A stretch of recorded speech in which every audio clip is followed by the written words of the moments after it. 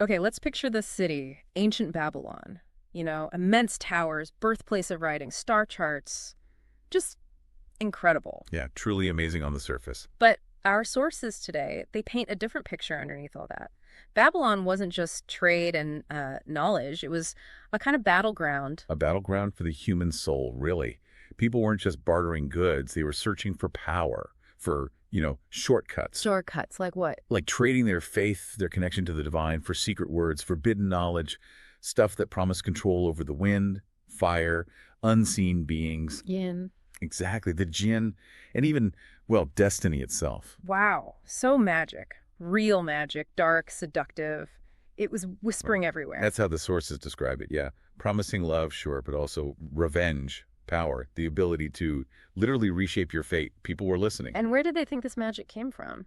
Scrolls, the stars. Well, those are the rumors. But this deep dive suggests something more unsettling. It wasn't just folklore. It's presented as remnants of sacred knowledge, power not meant for mortals. Okay, so things are getting out of hand. And that's when divine intervention happens. Right. Allah chose to act, the sources say. But not with, instant destruction. It was a test. A test designed to show what was really in people's hearts. Precisely. And for this test, two beings of light, angels, were sent down, right into the middle of all this spiritual corruption. Harut and Marut. Harut and Marut. Beings of light, pure, created for obedience. But their mission, completely unique. How so? They weren't just observers. They were sent to live among humans, to feel what it's like. And crucially, they were given something angels just don't normally have. Desire. Desire. You mean like human emotions, longing, temptation. Exactly that. That internal compass the texts talk about, the one that leads us to glory or, disgrace.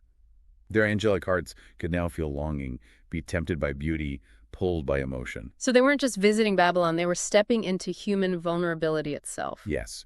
And the sources frame this as more than just a lesson for Babylon. It was a message really for all creation. What message? That judgment. It belongs to God alone. It was almost like an answer to the angels' earlier questions, about why mankind, flawed as we are, got this role of vicegerent on earth. Ah, right. So it's like Allah saying, you wonder about humans. Try walking in their shoes. Feel the pressure, the temptation. See how hard it is. You got it. Harut and Marut became participants, not just watchers. They embodied the test. Okay, this is where it gets really, really interesting. Let's unpack what these angels actually brought with them and how this whole mission played out. Right. The knowledge they had, the warning they gave. How people reacted, the shocking twist involving the angels themselves, the consequences. And ultimately, what this ancient story means for us, right now. Okay, so back to Babylon as this spiritual battleground. You said people were after specific forbidden knowledge. Yeah, it wasn't vague. They wanted dominion. Power over elements, wind, fire, power over the unseen. The jinn. Right, the jinn. Just to clarify for everyone, in this context, they're beings of smokeless fire, separate from angels, separate from humans. That's the description, yes. With their own societies, free will, and importantly, they can interact with our world. So, knowing how to command or influence them, that was seen as huge power and dangerous. Got it. Elements, jinn, and destiny itself. That too. The magic promised you could manipulate your fortune, change what was supposedly written. It was dark, seductive, offered tangible results, forcing love, ruining rivals, achieving success unnaturally. It sounds like forcing reality to fit your own selfish wants instead of aligning with, a divine plan. Exactly. Which brings us back to Harut and Marut, pure beings, but now with this capacity for desire. You mentioned this connects to the angels questioning humanity, so the mission was a direct lesson for them too. That's the perspective in the sources, yeah. By putting these perfectly obedient beings into a situation where they could feel temptation, showed the sheer difficulty of being human. It highlighted the struggle. The weight of it, the constant battle between desire and divine commands.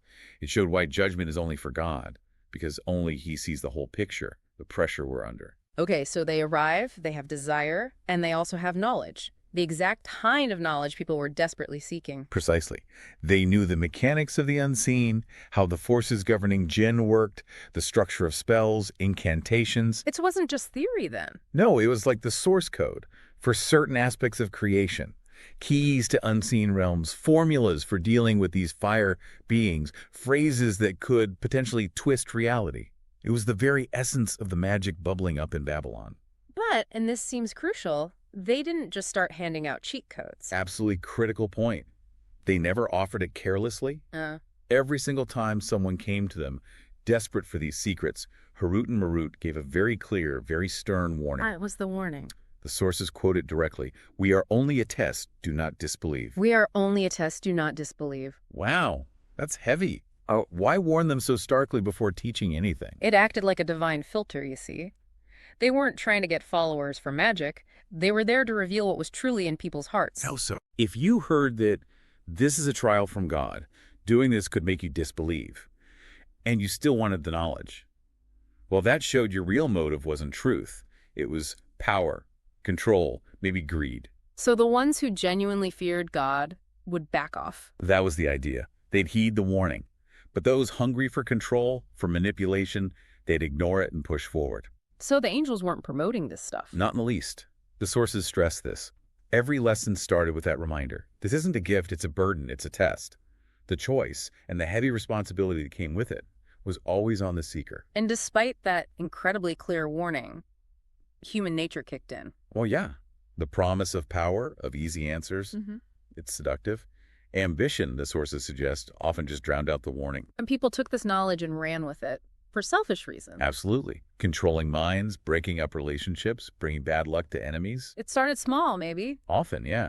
A charm to make someone fall in love, an incantation to mess with a business rival. But it didn't stay small. No, it escalated. Magic became a tool for social dominance, like a silent war fought with whispers and rituals. Babylon, in this story, transforms into this theater of spiritual manipulation, a shadow world driven by greed. And all the while, the angels are there, repeating the warning. Over and over, we are only a test. Which leads us to the really, truly startling part of the story, the unthinkable moment. What happens when the messengers, the ones giving the test, are tested themselves? Yes. Some traditions bring in a specific figure here, a woman named Zohra. Sarah, what was her role? She's depicted as having this striking presence, very cunning. She approached the angels, and her presence, her temptation, it apparently shook them in a way nothing else had. And she didn't just ask for a simple spell, did she? She asked for something ultimate. Exactly. She wanted the Ism Alam. The greatest name of Allah. That sounds supremely sacred. What is it, and why was asking for it such a big deal? Well, the sources imply it's the ultimate key, the name that unlocks the very essence of divine power. Possessing it without permission would grant almost unimaginable control over creation power, meant only for the creator. The ultimate forbidden knowledge. Absolutely. And for an angel, revealing it would be the ultimate transgression against their very nature, their purpose. So, facing this request, combined with the temptations Zohra represented, the angels struggled. A profound struggle, according to the narrations. That purity, that inherent submission, it started to waver. The desire placed within them, that human-like vulnerability, it surged. And they fell. Some accounts say one or both of them. Some traditions describe a fall, yes. Yeah. Whether it was actually revealing the name, or other accounts mention different sins tied to this moment, maybe drinking wine, even taking a life. The details vary. But the core point is transgression. Right. They made a choice. A choice angels built for perfect obedience weren't supposed to have to make, or perhaps weren't equipped to handle under that pressure. They crossed a fundamental line. And the moment they did, the heavens trembled. That's the imagery used. Not in anger at humans this time, but perhaps in shock at the sheer gravity of an angelic fall. And regret, immediate and overwhelming, washed over Harut and Marut. They understood the weight of it. Instantly. They were sent to embody restraint, and they'd failed. They turned back to Allah, pleading for forgiveness. Tears of heavenly sorrow, as some put it. Divine justice followed, but it wasn't destruction. No, their plea was heard. But there had to be a consequence, a profound one. They were offered a choice. Punishment now, in this world, or in the hereafter. And they chose. They chose the worldly punishment. And so Babylon, the city of their test, became their prison. How were they imprisoned? Do the accounts agree? Not entirely on the specifics. Some say hung upside down in a well in darkness. Others sealed in a cave beneath the city. But the message is the same. The message is consistent. They were bound, not just by chains, but by the weight of their choice. They stopped being teachers and became living symbols of divine justice. A constant reminder that even the purest can fall if desire overcomes duty. Exactly. A living lesson. But even bound, their story didn't just end there. Their presence was still felt. Not at all. People who craved that power, they still whispered their names, still looked for them, driven by that same hunger for secrets. When if someone did find them? The sources say the few who managed it heard that same ancient warning. But now, delivered with the chilling weight of their own consequence, we are only a trial. Do not disbelieve. Wow. What started as a warning during the test became a warning from the result of failing it. A divine echo, really, haunting. A monument to human weakness, but also maybe, in their plea and endurance, a kind of angelic humility. So the angels are bound, effectively silenced as active teachers. But the knowledge itself, it didn't just disappear. No, it had already spread, like seeds planted in fertile ground. Through whispers, rituals, distorted memories, hidden writings, magic became part of the human story, a tangled legacy of that original test. And you can really see how that clear line they drew, warning versus temptation, guidance versus trial, would get incredibly blurry over time. Absolutely. For many, the warning faded, leaving just the allure, the promise of power. Okay, let's step back. What's the bigger wisdom here? Why would Allah allow this whole scenario, allow angels to be tempted, allow this dangerous knowledge out? Well, the sources suggest this story gets to the heart of why we're here. Life isn't meant to be robotic obedience. It's a place of tests, choices. Truth stands next to falsehood, light beside shadow. We have to choose. And Harut and Marut were catalysts, mirrors. Exactly. Mirrors. They revealed the inner reality of the people in Babylon. Did they truly want divine guidance, or did they just want control, even when explicitly warned against it? And a lesson for the angels themselves, too. You mentioned that earlier. Definitely. It directly answered their questions about humanity. By feeling the burden of choice, the heat of desire, the sharpness of temptation, they understood. Understood the difficulty. The immense difficulty of the human struggle, the need for constant divine guidance. It's not weakness, it's necessity. And their own fall made them symbols of accountability. Vulnerability isn't just human. It's amazing, then, that this complex story is captured in the Quran in just, what, a single verse. But that verse packs a punch. They taught not any man without saying, "We are only a trial, so do not disbelieve." The focus is right there on the disclosure. The choice, the responsibility, it's all on the seeker. So the deep wisdom is about knowledge itself. Yes. Knowledge, especially powerful knowledge, needs reverence. Power needs restraint. Curiosity needs boundaries, needs obedience. So how does this ancient story, this deep dive into Babylon's spiritual struggle, connect to you listening right now? Well, think about our world. We have access to information, to tools. It's unprecedented. Code, algorithms, global communication in seconds. It feels almost magical sometimes. Secrets are harder to keep. Desires can be amplified like never before. Exactly. The test of Harut and Marut, that core trial, it's not just ancient history. It's playing out right now all around us every day. The tools look different, maybe? Digital keys instead of amulets, social media manipulation instead of incantations. Right, but the fundamental test is identical. How do you use the knowledge and power you have access to? To uplift, connect, seek truth. Or to manipulate, control, tear down, driven by ambition or greed, or even just carelessness. Do you respect the boundaries or blur them for your own ends? And there's another layer too, I think. A lesson in mercy. Mercy, how? Think about it. If even these pure beings, angels, could stumble when given desire and faced with temptation, shouldn't that make us more patient, more understanding with each other?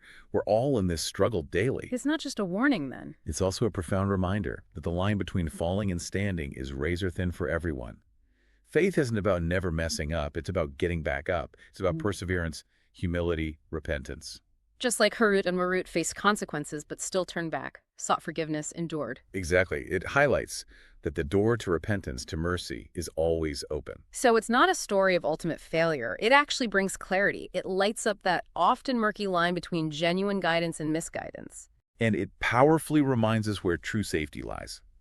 Not in secret names or hidden powers, but in surrender. In sincere surrender to the one who knows all secrets, holds all power, sees everything.